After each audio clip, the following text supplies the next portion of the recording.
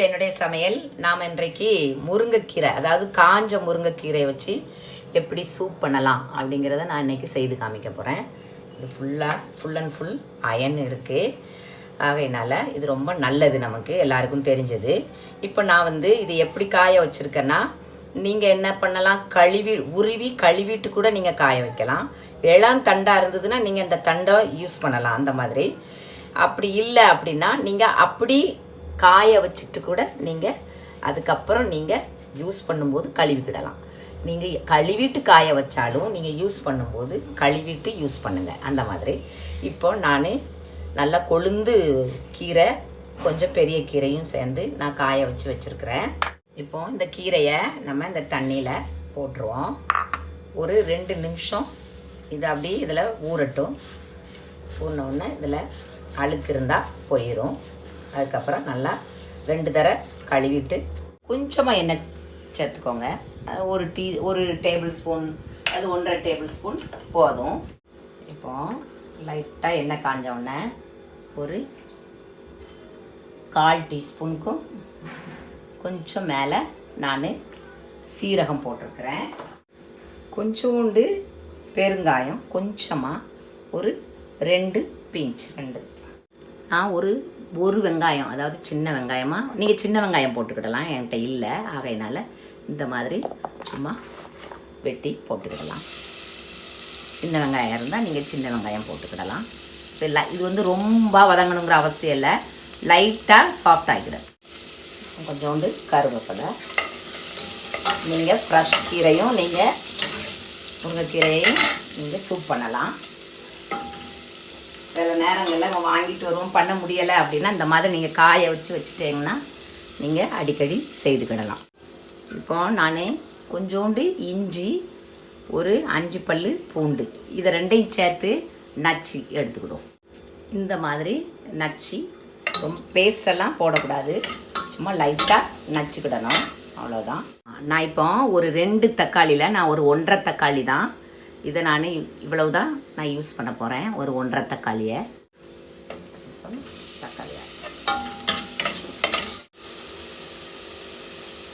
இவ்வளோ உப்பு ஆட் பண்ணால் போதும். அப்புறம் ஆட் பண்ணிக்கலாம். கொஞ்சமாக மஞ்சள் தூள் சேர்த்துக்கோங்க. கொஞ்சமாக வேறு ஒரு 2-3 பிஞ்ச் போதும். லைட்டாக இது நம்ம தக்காளி மெல்ட் இந்த மாதிரி லைட்டாக மெல்ட் ஆனால் போதும். இப்போ நான் கேரட்டு, ஒரு 2 கேரட், 2 சின்ன உருளைக்கிழங்கு, கொஞ்சோண்டு கேபேஜ், இந்த மாதிரி நீங்கள் சூப் பண்ணும்போது நல்லா ஒரு டேஸ்ட்டும் கிடைக்கும். Full and fully vitamin. அதனால் சூப் பண்ணும்போது நீங்கள் இந்த மாதிரி நீங்கள் செய்து பாருங்கள், ரொம்பவே டேஸ்ட்டாக இருக்கும். பிள்ளைங்கள் எல்லாம் நல்லா சூப் குடிப்பாங்க, வேண்டான்லாம் சொல்ல மாட்டாங்க. லைட்டாக அப்படி மிக்ஸ் பண்ணி விட்டுருங்க. விட்டுட்டு 1 நிமிஷத்துக்கு மூடி இருக்கட்டும். இப்போ நான் ஒரு 2 டேபிள் ஸ்பூன் நான் பாசிப்பருப்பு எடுத்துருக்கிறேன். இதை நல்லா கழுவி எடுத்துக்கிறோம். நம்ம இந்த பருப்பை இதோட ஆட் பண்ணிடுவோம். நல்லா ஒரு மிக்ஸ் கொடுத்துருங்க. மிக்ஸ் கொடுத்துட்டு இப்போது இந்த மாதிரி கீரையை வடித்து வச்சுக்கோங்க. வடிச்சிட்டு இப்போ இதை ஆட் பண்ணிடுவோம். இது 1 கட்டு கீரை, ஆனால் அது காஞ்சதுனால அது கொஞ்சமாக ஆயிட்டு. நீங்கள் ஃப்ரெஷ்ஷாக வாங்கிட்டு வந்தீங்கன்னா கொழுந்து தண்டுகளில் அப்படி நீங்கள் போட்டு நீங்கள் செய்யலாம். நல்லா ஒரு மிக்ஸ் கொடுங்க. ஃபுல் டோட்டல் அயன் கிடைக்கும், ப்ரோட்டீன் கிடைக்கும். குழந்தைங்கள் வேண்டான்லாம் சொல்ல மாட்டாங்க. கொஞ்சமாக மிளகு, அதாவது நம்ம பொடிச்ச அதாவது க்ரஷ் பண்ண, இப்போ கொஞ்சமாக சேர்த்துக்கோங்க. அதுக்கப்புறம் நம்ம கொஞ்சம் சேர்த்துக்கிடலாம். இந்த மாதிரி நல்லா ஒரு மிக்ஸ் கொடுத்துட்டு இப்போ நீங்கள் தண்ணியை ஆட் பண்ணலாம். லைட்டாக மிக்ஸ் பண்ணிவிட்டு நான் ஒரு 2 செம்பு தண்ணி ஆட் பண்ண போகிறேன். இப்போ 1 செம்பு தண்ணி. நீங்கள் நல்லா ஒரு பெரிய பாட்டில் நீங்கள் செய்யலாம். தண்ணி நிறைய ஊற்றிக்கோங்க. இன்னும் கூட ஒரு அரைச்சம்பு தண்ணி. இந்த மாதிரி குச்சிகள் இருந்தால் அதை எடுத்துருங்க. எடுத்துட்டு இப்போ இதை மூடி போட்டு மூடிடுவோம். நல்லா கொதித்த உடனே ஸ்லோ பண்ணிடுவோம்.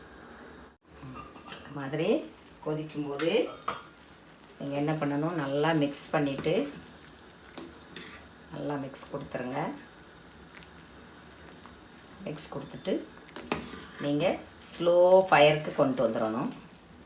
இப்போ இது 1 மணி நேரம் அப்படி நீங்கள் பாதி மூடி போட்டு வைக்கலாம், அல்லது முழுமையாகவும் நீங்கள் மூடிக்கிடலாம். நான் நான் முழுமையாக தான் மூடுவேன், வெளியில் வராது ஸ்லோவாக இருந்தால். இப்போ நம்ம இதை ஸ்லோ ஃபயரில் மூடி ஒரு 1 ஹவருக்கு அப்படி வச்சுருங்க. இப்போ ஒரு 1 ஹவர் ஆயிட்டு இந்த மாதிரி இருக்கும். இந்த ஸ்டேஜில் இன்னும் கூட ஒரு 10-20 நிமிஷம் நம்ம வைக்கலாம். இந்த ஸ்டேஜில் நீங்கள் என்ன பண்ணுங்கள், கொத்தமல்லி தழை, இப்போ கொஞ்சம் உப்பு, தேவையான அளவு உப்பு. நம்ம ஆல்ரெடி கொஞ்சம் உப்பு சேர்த்துருக்குறோம். இப்போ தேவையான அளவு நீங்கள் உப்பு போட்டுக்கோங்க. மிளகு, நம்ம நுணுக்கி வச்சுருக்கிற மிளகு தேவையான அளவு நீங்கள் போட்டுக்கலாம். பிறகு நம்ம நீங்கள் சர்வ் பண்ணும்போதும் கொஞ்சம் தேவைப்பட்டால் நீங்கள் போட்டுக்கிடலாம்.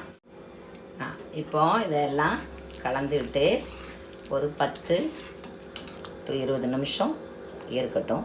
நீங்கள் கொஞ்சம் ஹை ஃப்ளேமில் வச்சு கூட ஒரு 5-10 நிமிஷத்தில் வச்சு இறக்கிடலாம். நான் கொஞ்சம் ஸ்லோவாக தான் வைக்கேன்.